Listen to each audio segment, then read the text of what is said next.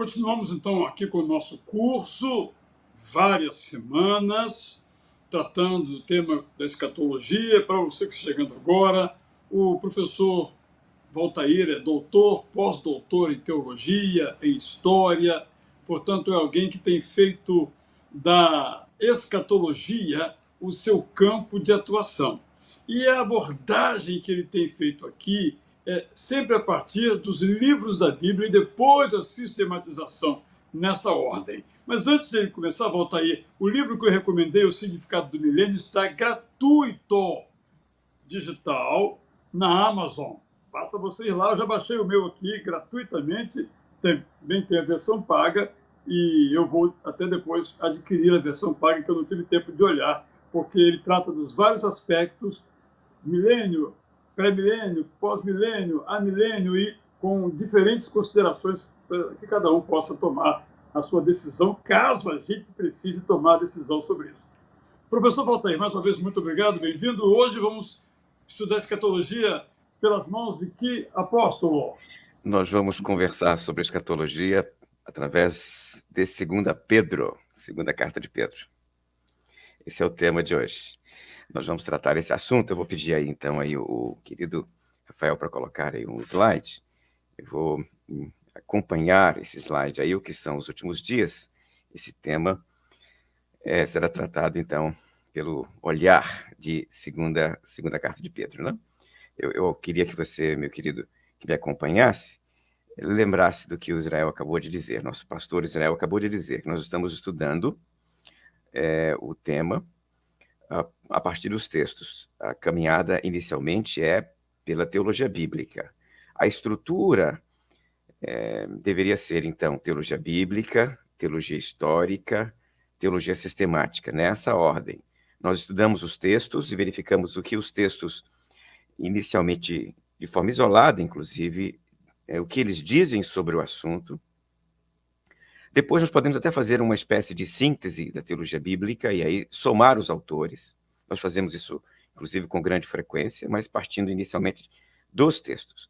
Depois a gente vai para a história e acompanha o que os estudiosos do texto bíblico, os comentaristas do texto bíblico, os teólogos disseram desde o segundo século até os dias atuais, ou seja, aí a teologia histórica, né? O que elas falaram sobre este assunto, sobre estes textos, sobre essas questões. E, por fim, a teologia sistemática, que organiza os dados à luz de outras questões essas que a história não tratou, que os textos eventualmente não trataram, mas que vêm pela sistemática. Questões como, por exemplo, aquela sobre a memória, ou sobre o reconhecimento dos entes queridos na eternidade, questões essas que não brotaram dos textos ou da história, surgem na sistemática, porque ela, no papel de organizar os dados, encontra esses espaços ociosos, né? E nós podemos preencher por meio, então, das reflexões sistemáticas, tá? Evidentemente, nós temos um último elemento após esses três: teologia bíblica, teologia histórica, teologia sistemática e teologia bíblica, histórica e sistemática, terminando com teologia pastoral, que é quando nós aplicamos os textos em contextos diferentes. Por exemplo, você pode aplicar isso na escola bíblica dominical, e o formato é de estudo, aplica isso num púlpito, o formato é sermão, aplica isso em sala de aula, num seminário, o formato, então, aí é diferente. Cada formato, então, tem a sua própria linguagem, elementos esses que você está ciente. Então, o que são os últimos dias? Nós vamos ler o texto de Pedro, e o texto de Pedro está em 2ª carta de Pedro, capítulo 3, do versículo 1 até o versículo 13. Eu vou ler a minha versão bíblica, você pode acompanhar na sua. E o texto bíblico diz o seguinte: Amados, esta é agora a segunda epístola que vos escrevo. Em ambas procuro despertar com lembranças a vossa mente esclarecida, para que vos recordeis das palavras que anteriormente foram ditas pelos santos profetas, em como do mandamento do Senhor e Salvador, ensinado pelos vossos apóstolos, tendo em conta, antes de tudo, que nos últimos dias virão escarnecedores com os seus escárnios, andando segundo as próprias paixões e dizendo: onde está a promessa da sua vinda? Porque desde que os pais dormiram, todas as coisas permanecem como desde o princípio da criação. porque deliberadamente esquecem que de longo tempo houve céus, bem como terra, a qual surgiu da água e através da água pela palavra de Deus, pela qual veio a perecer o mundo daquele tempo afogado em água. Ora, os céus que agora existem, a terra, pela mesma palavra, têm sido entesourados para fogo, estando reservados para o dia do juízo e destruição dos homens ímpios. Há, todavia, uma coisa, amados, que não deveis esquecer, que para o Senhor um dia é como 1000 anos e 1000 anos como um dia. Não retarda o Senhor a sua promessa, como alguns a julgam demorada, pelo contrário, ele é longânimo para convosco, não querendo que nenhum pereça, senão que todos cheguem ao arrependimento. Virá, entretanto, como ladrão o dia do Senhor, no qual os céus passarão com estrepidoso estrondo, e os elementos se desfarão abrasados, e também a terra e as obras que nela existem serão atingidas, visto que todas estas coisas hão de ser assim desfeitas. Deveis ser tais como os que vivem em santo procedimento e piedade, esperando e apressando a vinda do dia de Deus, por causa do qual os céus incendiados serão desfeitos, e os elementos abrasados se derreterão. Nós, porém, segundo a sua promessa, esperamos novos céus e nova terra, nos quais habita a justiça. É esse texto precioso, belíssimo, que servirá de pontapé para a nossa reflexão. Ele levanta a questão, o que são os últimos dias? E eu vou responder estas questões aqui para você, a partir desse texto. Lembra você, então, que ele começa com a seguinte questão, né, que é significativa, e eu vou explicar para você um pouco mais daqui a pouco.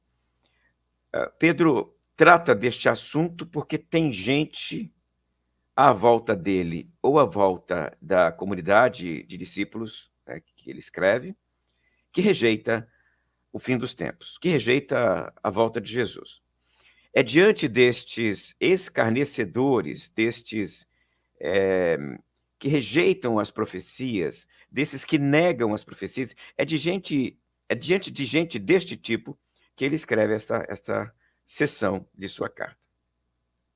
Para você que não está familiarizado com as questões históricas dos textos bíblicos, nós não encontramos no livro de Atos o momento desta carta, ou seja, quando você lê o livro de Atos, você não encontra no livro de Atos o momento em que Pedro teria escrito essa carta.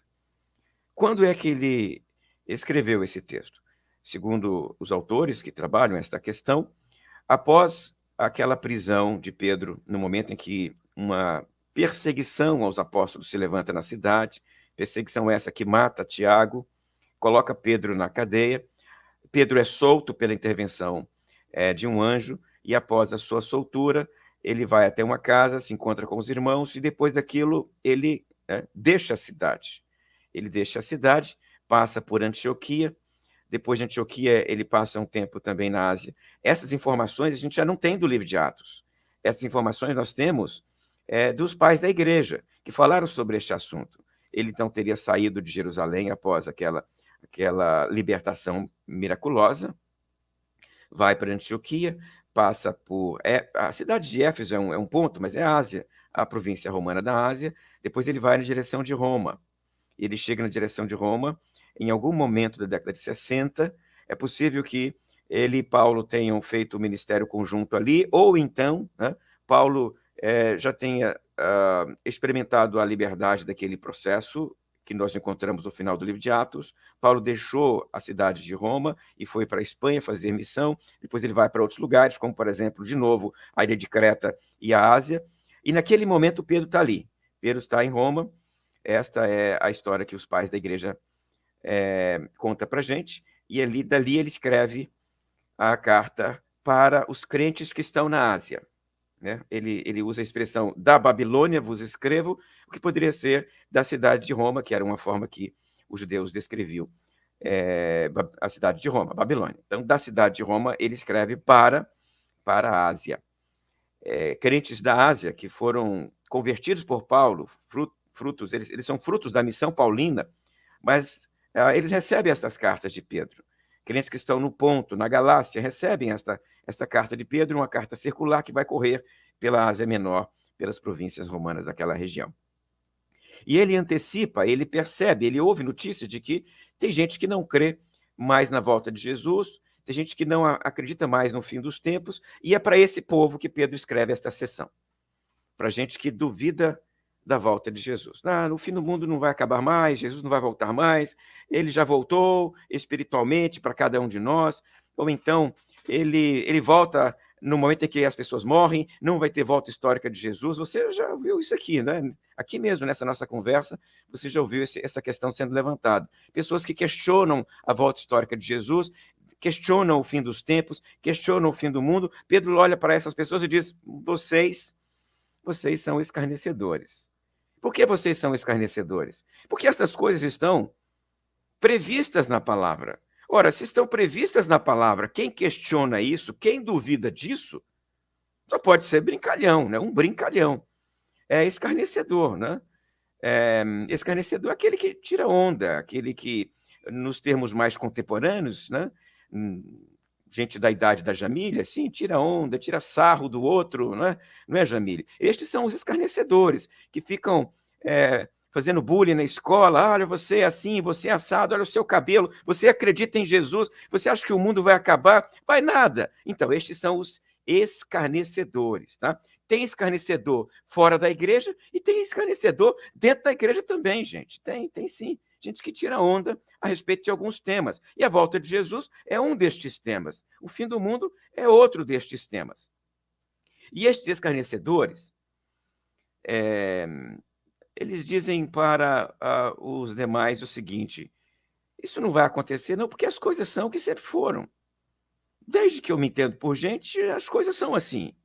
O mundo não vai acabar não. Não tem nada diferente do que era na geração anterior, na geração antes da anterior. As coisas sempre foram assim, né? E este é um argumento que eles usam para justificar o seu escárnio, né? Para justificar a sua zombaria a respeito do fim dos tempos e da volta de Jesus. Aí o Pedro olha para essas pessoas e diz o seguinte para elas: é sensato lembrar. É muito interessante o que Pedro faz aqui. Meus irmãos, diante de algumas questões, o confronto direto pode se dar simplesmente pela busca da sensatez, né? E o Pedro olha para esses e lembra o seguinte: vocês não são sensatos, vocês deveriam buscar a sensatez, porque é sensato lembrar que o mundo já acabou antes. É verdade, faz bastante tempo, lá nos dias de Noé, mas já acabou antes. Então não é igual vocês estão achando que sempre foi assim, porque não sempre foi assim. Um dia, né, lá atrás, nos tempos de Noé, o mundo já foi castigado por Deus, castigado com água, né? A água caiu em tal quantidade que inundou tudo e todos. O mundo ficou debaixo d'água, né?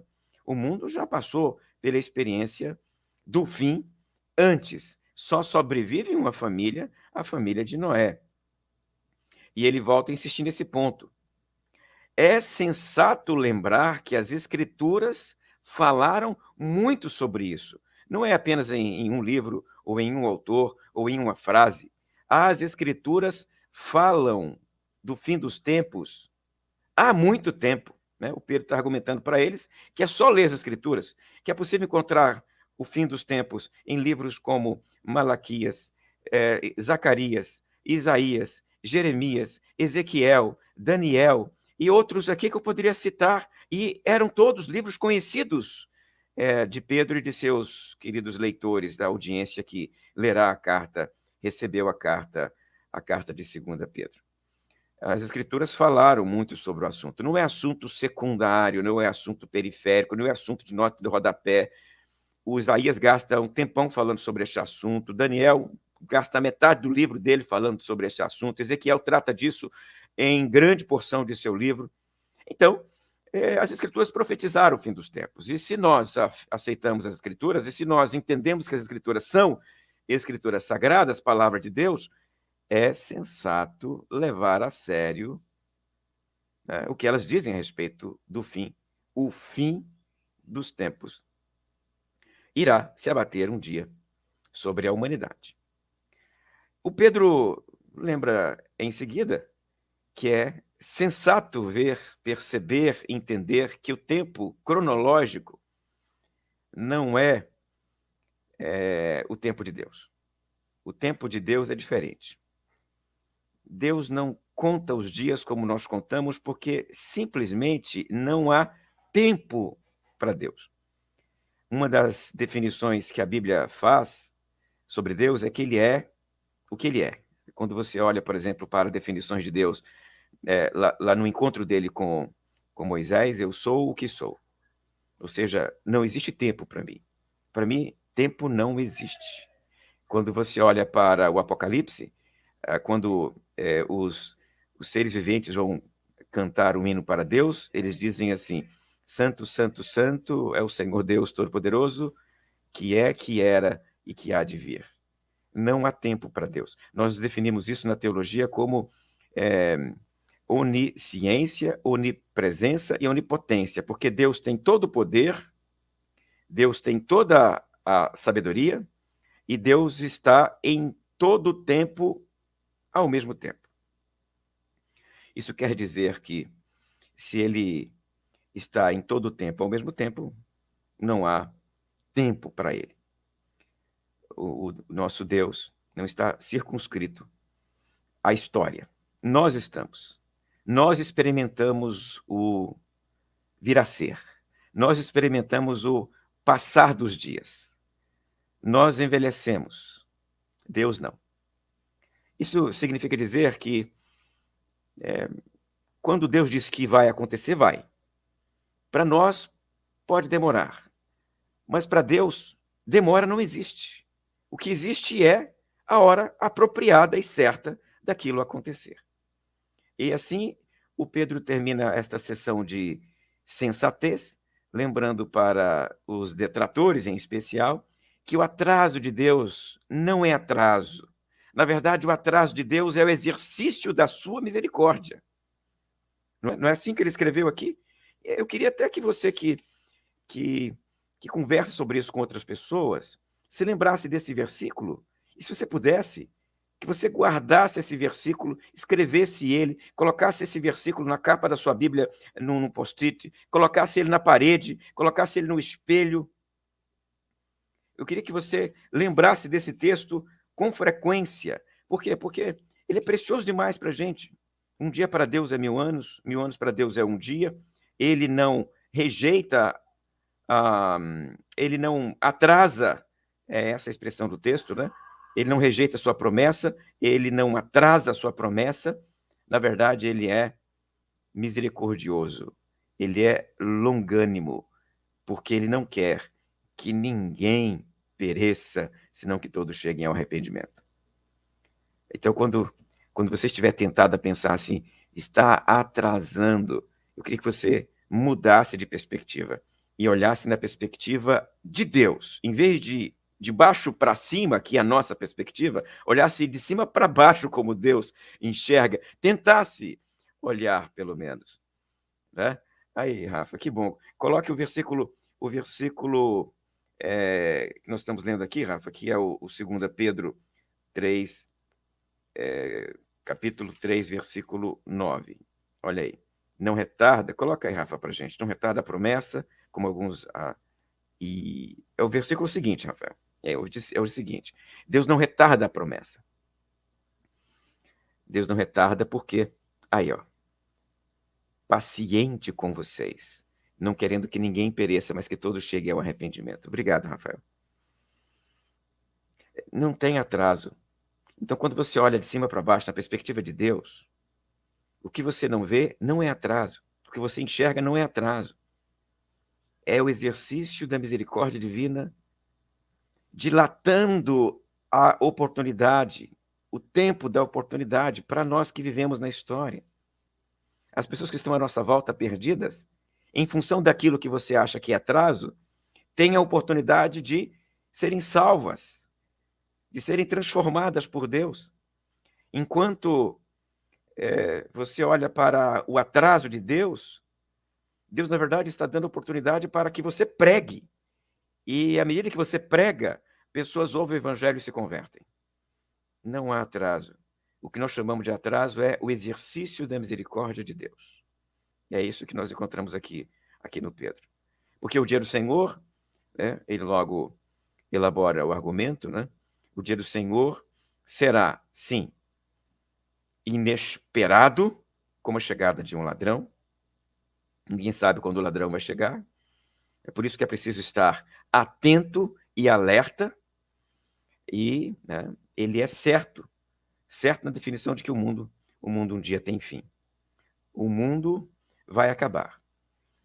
A perspectiva bíblica com relação à Terra é o mundo um dia vai acabar. A perspectiva bíblica com relação à história é um dia a história vai acabar.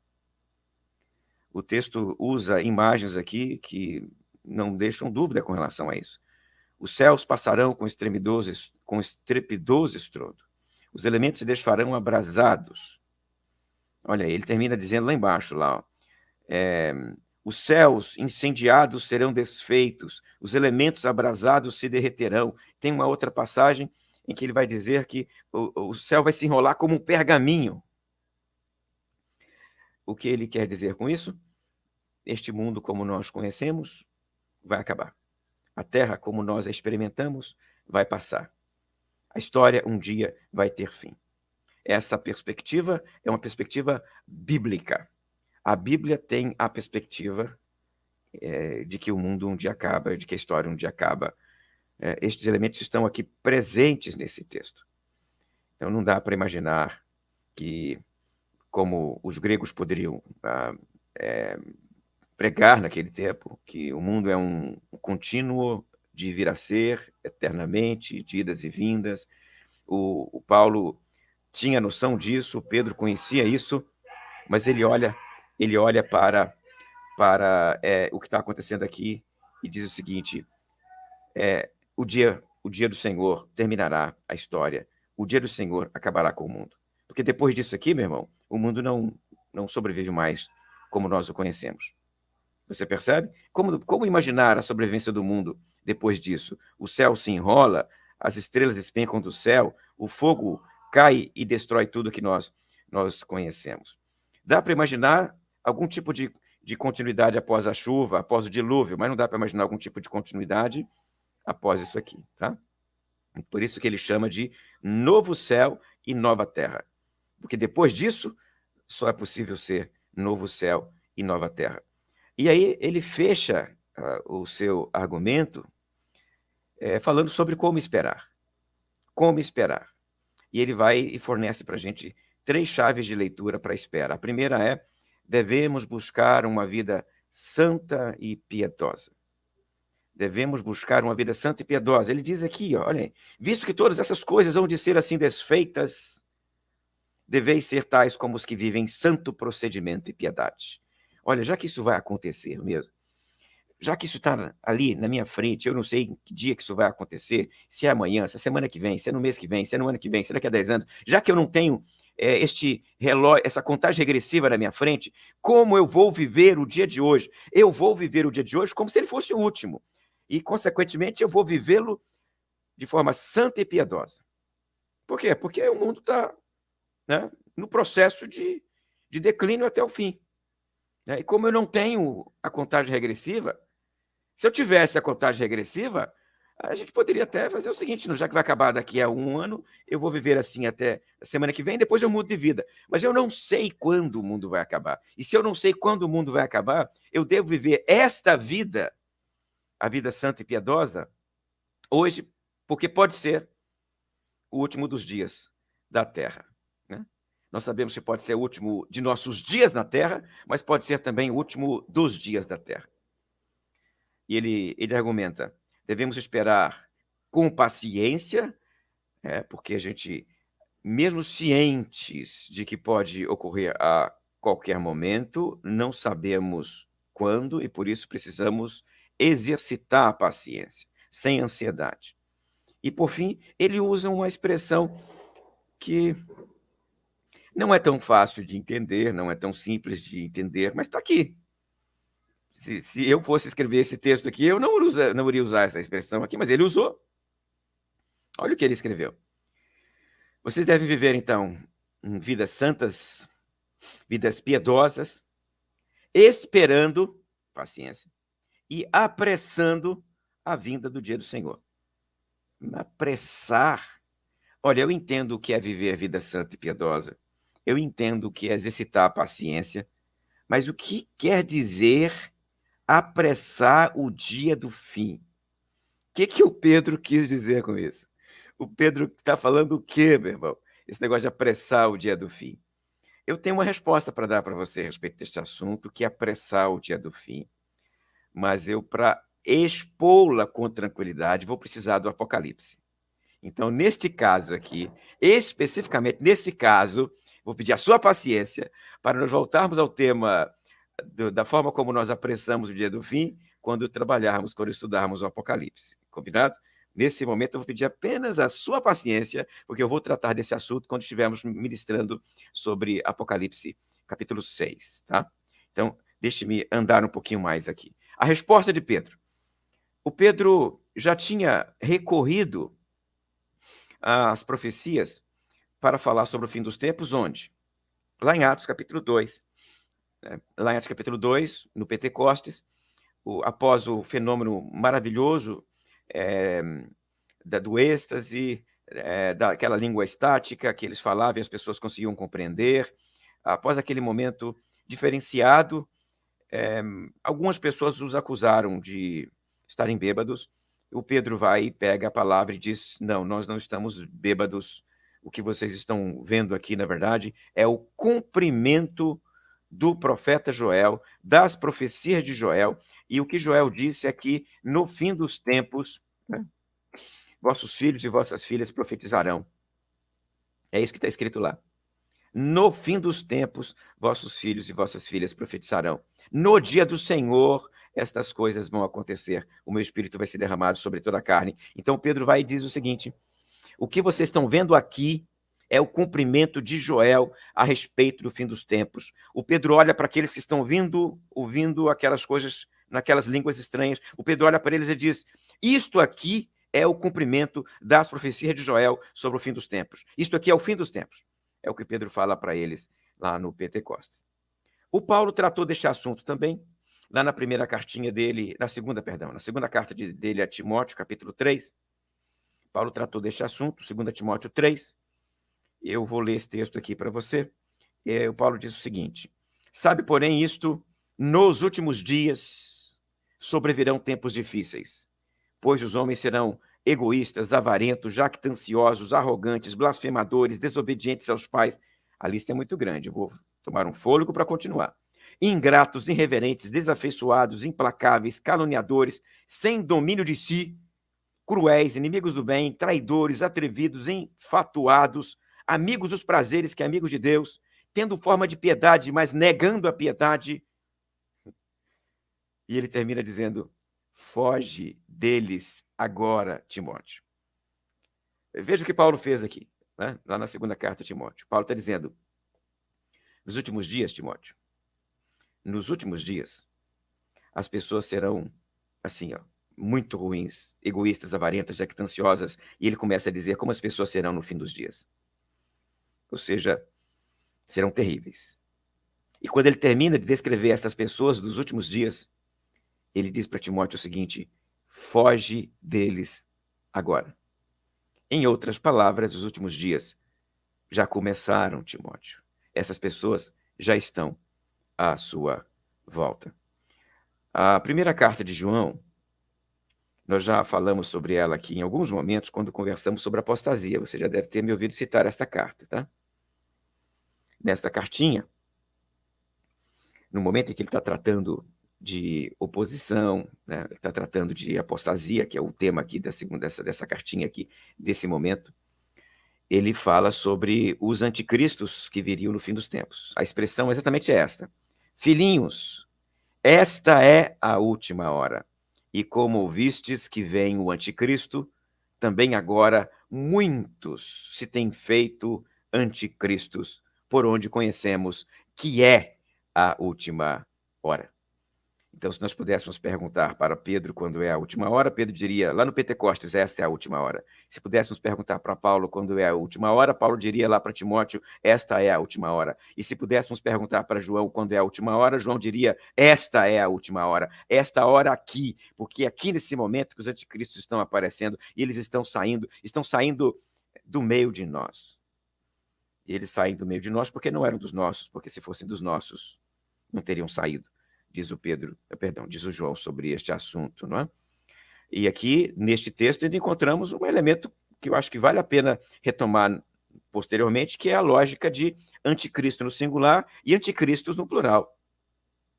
É a passagem bíblica por excelência para explicar este assunto. Há um anticristo no singular e há anticristos no plural. O anticristo no singular é o anticristo escatológico do fim dos tempos. Os anticristos, no plural, são aqueles que pipocam, né, à nossa volta, enquanto o derradeiro não chega. Então, o que são os últimos dias, você vai me perguntar? O que são os últimos dias? O que são eles? Os últimos dias são os dias que começaram com a primeira vinda de Jesus e terminarão na segunda vinda de Jesus. Os últimos dias são os dias entre a primeira e a segunda vinda de Jesus. Entre a encarnação e entre a parousia, nós vivemos os últimos dias. Então, me pergunta aí, quais são os últimos dias? Eu vou dizer para você, estes são os últimos dias. O Paulo vivia os últimos dias. Eu e você vivemos os últimos dias. Desde que Jesus realizou o seu ministério, nós vivemos os últimos dias, que vão terminar quando ele voltar. Sim, são dias longos, é verdade. Este dia já dura 2000 anos. Mas é a métrica divina, e não nossa. Se eu fosse medir, eu mediria de forma diferente, mas é Deus que está medindo. E a métrica divina não é a minha métrica, porque para ele um dia é como 1000 anos, e 1000 anos é como um dia. Ele enxerga todos os dias ao mesmo tempo, pois não há passagem de tempo para ele. Sendo assim, meu querido, eu quero fechar essa minha reflexão dizendo para você, de novo, aquilo que o Pedro disse para a sua respectiva comunidade. Vou colocar aqui, ó. Como esperar? Já que nós não sabemos quando os últimos dias vão terminar, vamos viver vidas santas e piedosas. Vamos viver como gostaríamos de ser encontrados por Ele quando Ele apontar nos ares. Faça um exercício de imaginação. Imagina que Ele volte agora no céu. Como você gostaria de ser encontrado por Jesus? Que palavras você gostaria que Ele te ouvisse dizer? As últimas palavras suas antes de você encontrar-se com Ele. Fala para mim. Que tipo de comportamento você queria estar exercitando quando Ele apontasse nos ares? No meio de uma briga, de uma confusão? Ou no meio de uma celebração, de um canto? Como você gostaria de ser encontrado por Jesus? Mentindo ou abraçando alguém? Detratando os seus líderes ou ajudando a obra do Senhor? Como você gostaria de ser encontrado por Ele? É isso que eu quero que você faça comigo aqui agora, um exercício de imaginação. Porque é esta vida santa e piedosa que você deseja entregar para Ele quando Ele voltar, é esta vida que Ele quer que você viva todo dia enquanto isso não aconteça, que é a tal da vida santa e piedosa. E enquanto Ele não vem, pacientemente você exercita essa vida santa e piedosa. Nós vivemos como se Ele fosse voltar hoje. É isso que Ele espera de nós. Então, meu pastor, eu faço então a nossa pausa costumeira. Vamos agora responder as perguntas que as pessoas têm sobre este assunto. Então, vamos lá. A primeira pergunta da Esperança tem a ver com a expressão novo céu, novos céus. Porque, às vezes, em versões diferentes, aparecem hora no singular, hora no plural. Ela pergunta se há algo de importante nessa diferenciação céus, ou é apenas uma forma de linguagem. Esperança, né? Ela que perguntou aqui. Quando nós encontrarmos a expressão céu no Novo Testamento, esperança, que é uma expressão que nós conhecemos, a expressão céu no Novo Testamento é uranos, que você logo identifica com urânio, né? Existe em português. Essa palavra céu pode ser usada com vários sentidos. Ela pode ser usada para descrever o firmamento, ela pode ser usada para descrever o lar, o lar de Deus, ou o espaço da existência de Deus, a realidade divina, melhor dizendo, né? Prender Deus no espaço não é uma maneira interessante de falar. Então, a realidade divina, a realidade de Deus, né? Podemos chamar de céu também. O Paulo falava em 3 céus, por exemplo, né? E aí os judeus costumavam contar os céus. O primeiro seria esse que está aqui, visível, que seria o firmamento, né? E logo em seguida, na perspectiva judaica, haveriam outros espaços dos justos, o espaço dos ímpios, inclusive ficariam também nessas realidades, e depois viria, em algum momento, o espaço, a realidade celestial. Então, a palavra céu e céus, ela pode ter vários sentidos nesses textos que nós estamos lendo. Você pode entendê-la como, num caso aqui, ó, os céus vão ser destruídos. Este aqui que nós estamos enxergando. Este aqui, ou seja, a realidade é símbolo desta realidade. Lembra você, Esperança, que é uma imagem. A imagem que o texto constrói é que os céus vão se enrolar como pergaminho. Não dá para enrolar. Você sabe que não dá para enrolar, isso que está acima de nós, né? O firmamento não pode ser enrolado. É uma imagem. A imagem isso vai acabar. Vai acabar. A terra vai acabar.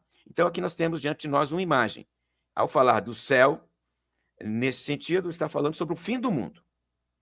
E quando fala de novo em céu, né, nesse caso aqui é novo céu e nova terra, tanto faz no plural quanto no singular, esperança, nós estamos falando de uma outra realidade. E essa outra realidade aqui, né, ela tem, é verdade, até alguns elementos que nós conhecemos nessa. Por exemplo, quando o texto bíblico escreve a Nova Jerusalém, vai descrever lá uma árvore, vai descrever lá um jardim.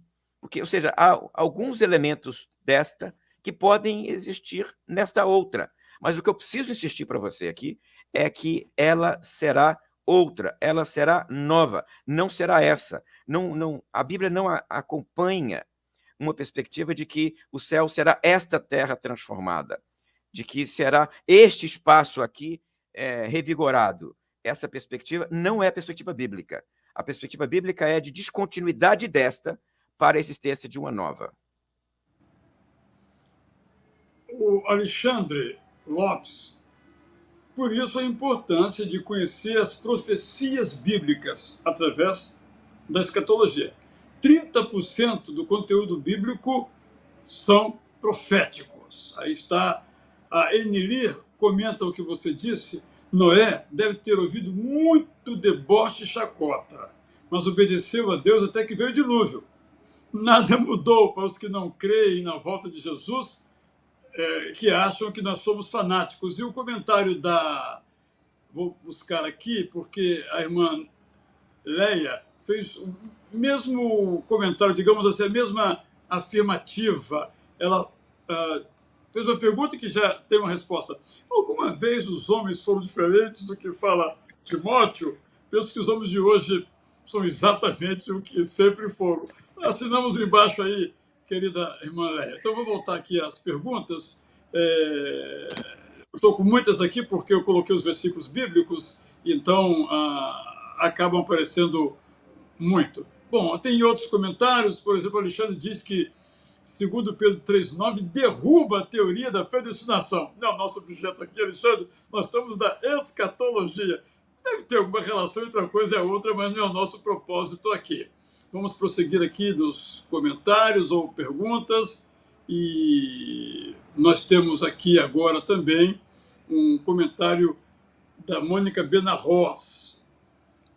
Na sua opinião, pastor Valtair, as mudanças climáticas e ecológicas que vivemos têm alguma relação com essa, aspas, contagem regressiva, fecha aspas?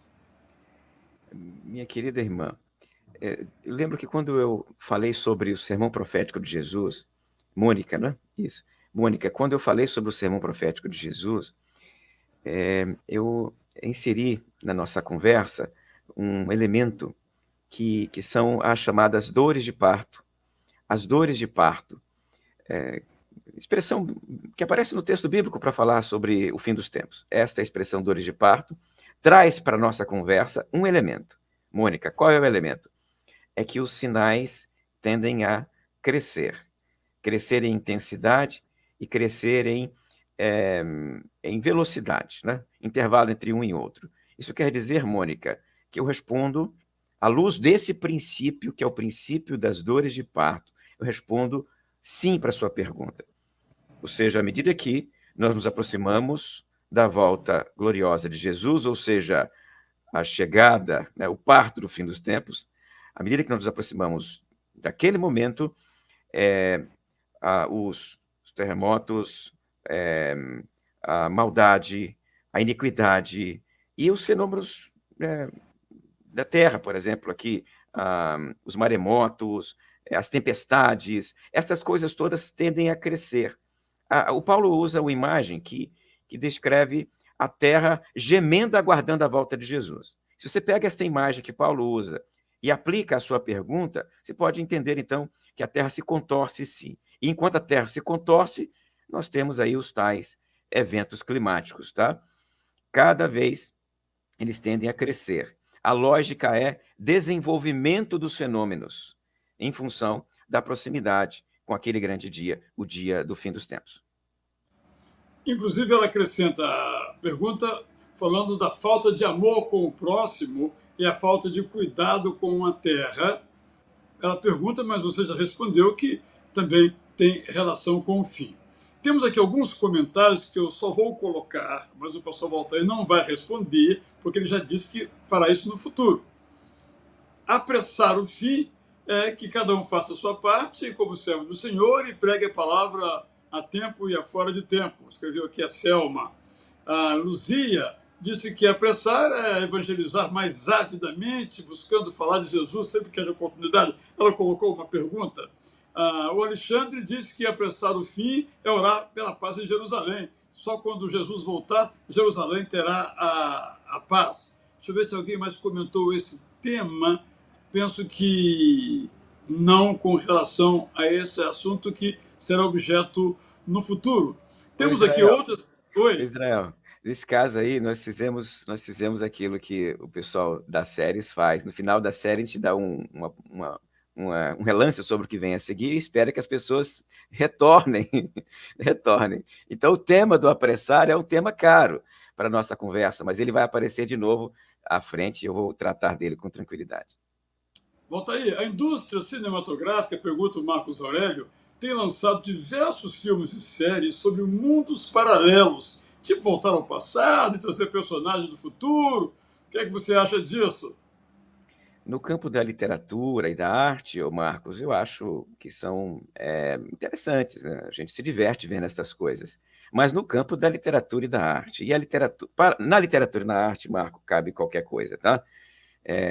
Nesse caso, isso não tem relação aí com a nossa conversa sobre Deus e sobre esse aspecto da natureza divina, que é ele ser onipresente e estar em todo o tempo ao mesmo tempo. Essa lógica não pode ser transportada para esses personagens de desenho, personagens de literatura em quadrinho, personagens de filmes, né? É bom lembrar aqui que o que nós afirmamos sobre Deus, quanto à onisciência dele, a onipresença e a onipotência, a teologia descreve como elementos não comunicáveis de Deus. Né? A teologia sistemática trabalha os aspectos divinos, ou seja, aquilo que Deus de duas maneiras. Uma é aquilo que ele compartilha conosco, e outra, aquilo que ele não compartilha conosco. Estes aspectos são aqueles aspectos que ele não compartilha conosco nem com sua criação. Coisas que só ele tem. Só ele é assim. Só ele é onipresente. Só ele é onipotente. Só ele é onisciente. Não, isso não existe na criação, né? Na obra da criação, entre os homens, no mundo criado. Isso não existe. Então, no nosso caso, a gente não tem essa experiência. E nós podemos ver isso apenas em filmes e em desenhos. Valtair, na semana que vem nós vamos começar com essa pergunta, porque eu acho que ela, de certo modo, já foi respondida ao longo de suas aulas aqui, mas é importante a gente, diante de tantas possibilidades interpretativas, digamos assim, como interpretar a Bíblia sem o auxílio do Espírito Santo, sem o convencimento dele, muitas metáforas, expressões sem compreensão, só Jesus na causa, diz a Mônica. E penso que isso é uma coisa importante, como relacionar, vamos dizer assim, a razão, né, e a inspiração do Espírito Santo. Penso que isso nos ajuda muito, porque a questão da escatologia são muitas versões a respeito. A Enilir comenta que a palavra nos diz: segui a paz com todos e a santificação, sem a qual ninguém verá o Senhor. Pergunta da Marília Lira, que eu acho que você já respondeu. Para quem morreu, ocorreram os últimos dias na Terra? Tem alguma relação com o nosso tema de estudo? Marília, você deve ter percebido que eu dei uma palavra sobre isso na minha fala, inclusive, porque eu acredito que quando este assunto surge na escatologia, quem morre já experimentou a volta de Jesus, quem morre já experimentou o fim dos tempos, isso não vai existir historicamente. Quem alude a isso, quem fala sobre isso, é um desses escarnecedores, é como um desses escarnecedores do Pedro. Por quê? Porque está negando os textos. Há um conjunto enorme de textos que falam sobre o fim dos tempos. Não dá para negar todos eles, Marília. Se fosse apenas um, a gente poderia dizer, não, esse um aqui deve ser um autor condicionado naquele momento e tal, como se fosse uma daquelas palavras de Eclesiastes, né, não é, Israel? Eclesiastes tem algumas palavras que só ficam lá, não é? Estudar, canseiro e enfado. Está lá, ninguém lembra disso. Por quê? Porque se a gente fosse lembrar, a gente não estaria estudando aqui, né, até hoje, não é assim? Então, se de repente, Marília, se apenas um texto falasse sobre esse assunto, a gente poderia colocar na conta do Eclesiastes. Mas tem um monte, Marília. Tem um monte de textos bíblicos que afirmam que o mundo vai acabar, que a história vai acabar, que Jesus voltará na história, dentro da história. Então, esse tipo de afirmativa, para mim, é uma negação dessas profecias. Tá, Marília? Me perdoe. Obrigado, Valtair.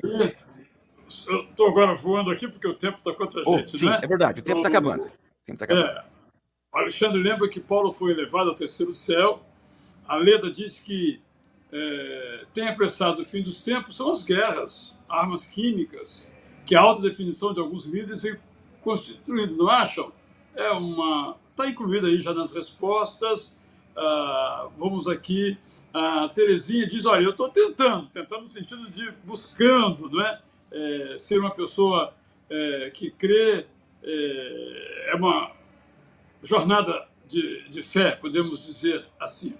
Agora a Celeste faz a seguinte pergunta. Antes, uma pergunta mais, acho que de resposta mais rápida. Segundo Pedro, então, pode-se afirmar que a Terra atual será literalmente consumida pelo fogo?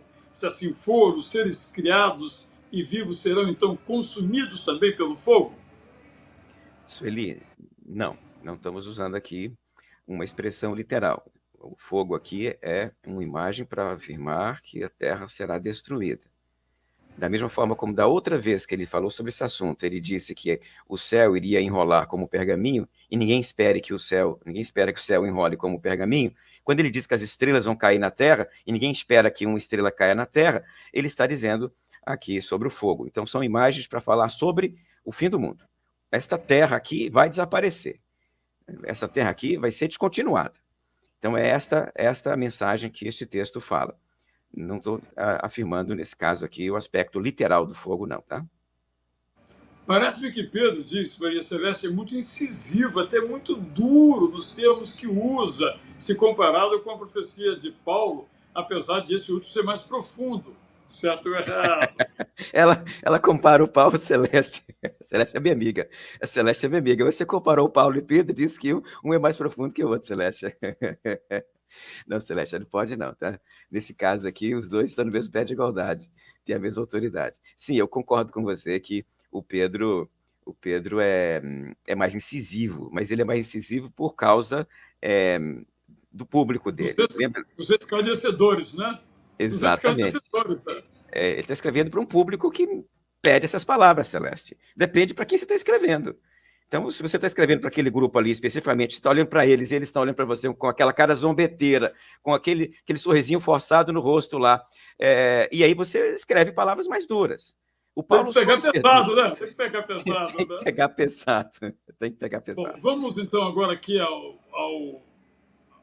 última pergunta, que não se aplica a nós, né, Walter? Pelo menos dessa série, né? Por que alguns pastores não alertam os seus membros sobre a volta de Cristo? É normal isso? Ô, Raimundo, não deveria ser, Raimundo. Nós deveríamos insistir nesse aspecto, sim. Jesus vai voltar. Jesus vai voltar. Olha quem está conosco aí. Eu acho que esse é o chefe, tá vendo? Meu querido chefe. Fernando Brandão, que é o diretor da Junta de Missões Nacionais, também do Seminário do Sul, chefe do Voltaí, portanto, dá os parabéns aí à nossa equipe aqui, excelentes exposições sobre um tema tão importante para os cristãos. Ele vai voltar em breve. Amém. E aí, Amém. encerrou. Gente, tem outros comentários aqui, mas realmente o tempo nos impede de prosseguir. Muito obrigado a todos. Voltem com as suas perguntas da semana que vem.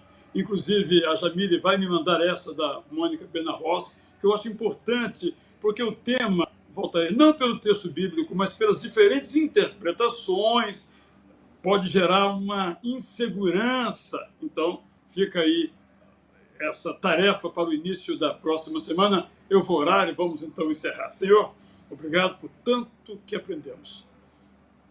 Por aquilo que já ensinaste ao teu servo, Valtair, e através dele também, agora a nós. Que nos dê sempre esta convicção, e esta convicção nos motive a uma vida santa da volta do teu Filho Jesus Cristo. Maranata. Amém.